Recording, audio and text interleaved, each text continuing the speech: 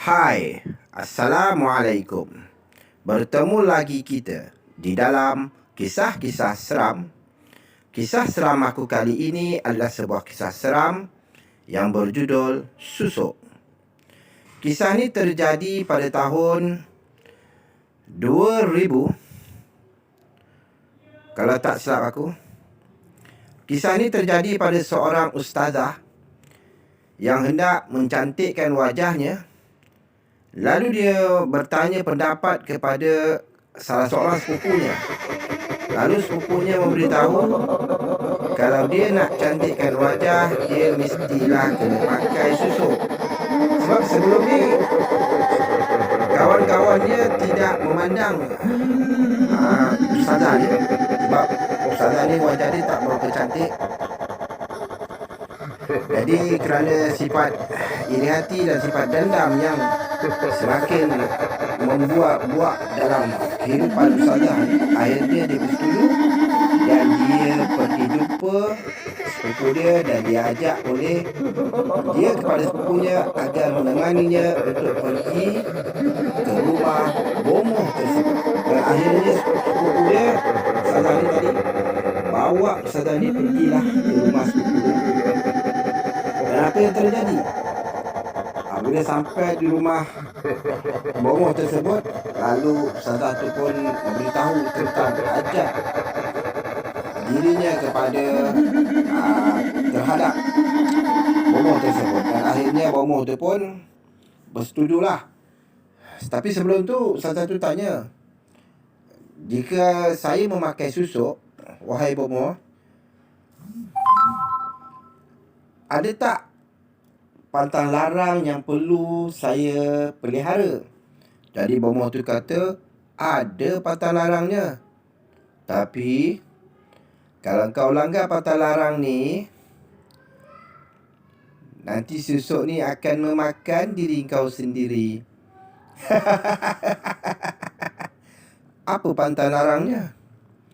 Pantang larangnya yang pertama, kau tak boleh lalu bawa ampaian. Yang kedua, kau tak boleh menyeberangi sungai kalau kau tak jemberang melalui jambatan. Yang ketiga, kau jangan makan sate. Yang keempat, kau jangan pergi ziarah orang mati di kubur, ya. Yang paling penting sekali ialah kau jangan tengok cermin selama 44 hari. Kalau kau setuju, mari kita mulakan pemasangan susuk ni. Ustazah tu pun menganggukkan kepalanya, tanda setuju. Lalu bomoh tu pun terus menyuruh ustazah tadi supaya menanggalkan pakaiannya. Kerana demi untuk kecantikan, ustazah tu rela dibuat apa saja asalkan dirinya cantik. Lalu bomoh tu pun mulalah memasukkan susuk di bahagian wajahnya hinggalah ke seluruh tubuh badannya. Setelah selesai, bomoh tu berpesan lagi, kau ingat ya, kau jangan langgar pantang. Kalau kau langgar pantang, tak ada sesiapa pun yang boleh bantu kau. Faham?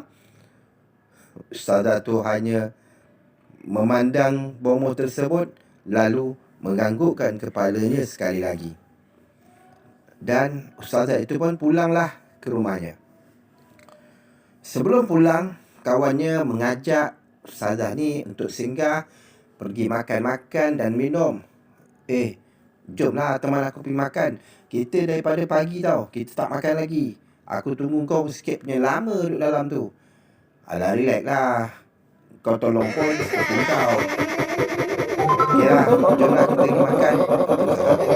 Lalu mereka bersinggahlah di sebuah kedai makan. Ustazah ni pun makan lah.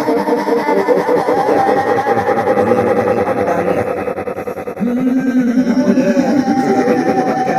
Pada ketika tu ramai orang duduk pandang dia, ramai orang duduk tegur dia. Akhirnya dia kata, mungkin susuk ni dah sebati dalam diri aku. Sebab itulah ramai orang yang memandangnya. Ada juga yang memujinya. Ustazah tu pun apa lagi lagi. Terasalah bangga sedikit dalam dirinya. Dan keesokan harinya, ustazah ni pun bergegas cepat-cepat bangun pagi. Lepas tu dia terus keluar, pergi ke sekolah. Pak ustazah ni mengajar di sebuah sekolah. Dan apabila sampai di sekolah tersebut, banyak mata-mata yang memandangnya. Ada setengah cikgu tu yang dulunya tak suka kepada ustazah ni, tetapi sampai duk terhege-hege pula dengan ustazah ni. Tapi ustazah ni jual mahal lah, sebab dia dah cantik.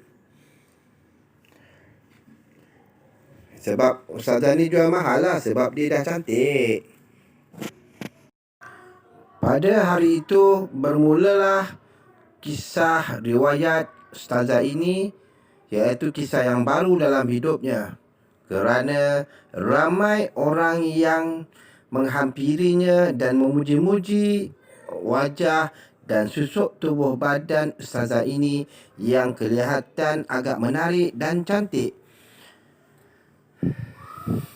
Oleh kerana banyak yang memujinya dan akhirnya berbuat-buat dalam diri ustazah ni, yang dia nak tengok sendiri wajahnya di dalam cermin.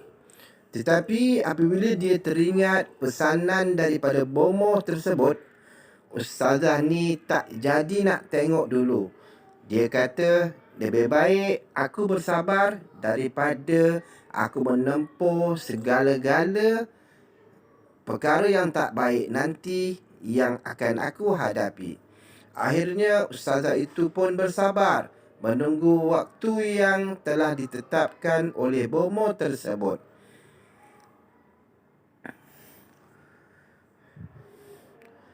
Tetapi di dalam diri dan pemikiran ustazah ni, hari-hari dia asyik memikirkan tentang wajah dia yang diperkatakan oleh ramai orang sekelilingnya. Dan pada suatu hari terjadilah suatu kisah hidup yang tak siapa pun yang akan terima, disebabkan berkenaan dengan diri mereka sendiri. Dan akhirnya ustazah ni telah mengubah fikiran. Lalu dia pergi melihat wajahnya di dalam cermin. Alangkah terperanjatnya dan alangkah terkejutnya dia apabila dia melihat wajahnya yang cantik, dan dia memuji dirinya. Dia kata, wah, cantik sungguh wajah aku. Patutlah ramai lelaki yang terpikat dengan aku. Dia pun telefonlah sepupu dia. Dia kata, kau tahu tak, aku baru je tengok wajah aku dekat cermin. Wajah aku memang cantik lah, tubuh badan aku memang menarik.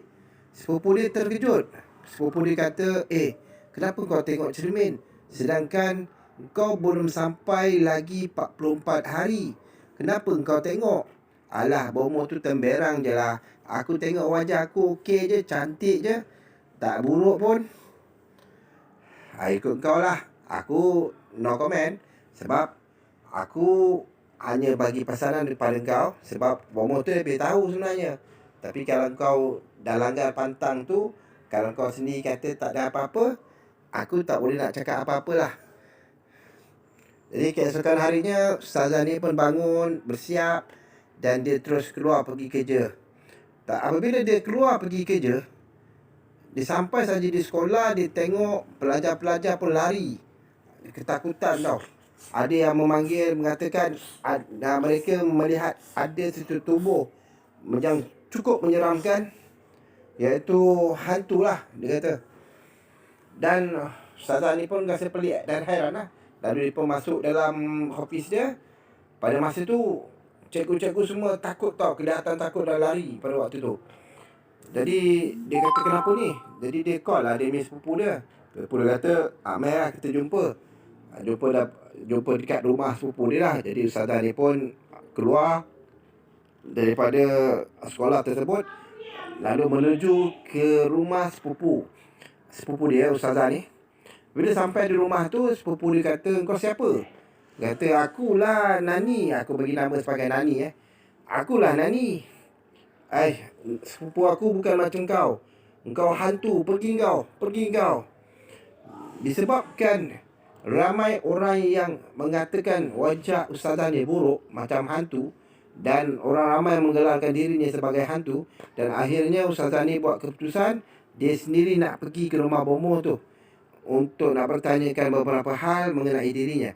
Akhirnya ustazah tu pun menuju ke rumah bomoh tersebut, tapi bomoh tu kata tak ada sesiapa pun lagi yang boleh mengubah wajah kau jadi cantik semula, sebab kau telah melanggar pantang. Jadi akhirnya ustazah ni pun, oleh kerana tak ada siapa lagi yang boleh mengubati wajahnya, dan akhirnya ustazah ni hidupnya tidak keruan, dan akhirnya dia jadi gila tau. Bila ustazah ni jadi gila, dan pada malam-malam hari dia akan keluar untuk mengganggu orang-orang yang mengatakan yang diri dia adalah hantu, wajah yang sangat buruk dan hodoh. Kononnya ustazah ni nak balas dendam lah. Dan akhirnya apabila ramai yang mengatakan begitu padanya, dan ramai yang bertemperan lari bila melihatnya, akhirnya ustazah tu pun bunuh diri dia. Inilah kisah seram yang dapat aku kongsikan kepada anda, iaitu mengenai susuk. Sebelum kita nak mencantikkan wajah kita, kita nak cantikkan diri kita, kita kena bertanyakan kepada orang yang lebih berilmu, terutamanya kepada orang-orang yang alim, iaitu orang-orang yang beriman, supaya kita tidak digoda oleh hasutan nafsu kita dan hasutan syaitan. Semoga bercerita ini dapat memberikan pengajaran dan iktibar kepada kita semua. Dan jangan lupa subscribe, like, komen dan share. Aku harap anda dapat membantu aku dalam memajukan cerita-cerita seram yang akan aku kongsikan kepada anda, yang akan menghantui pemikiran anda. Bye.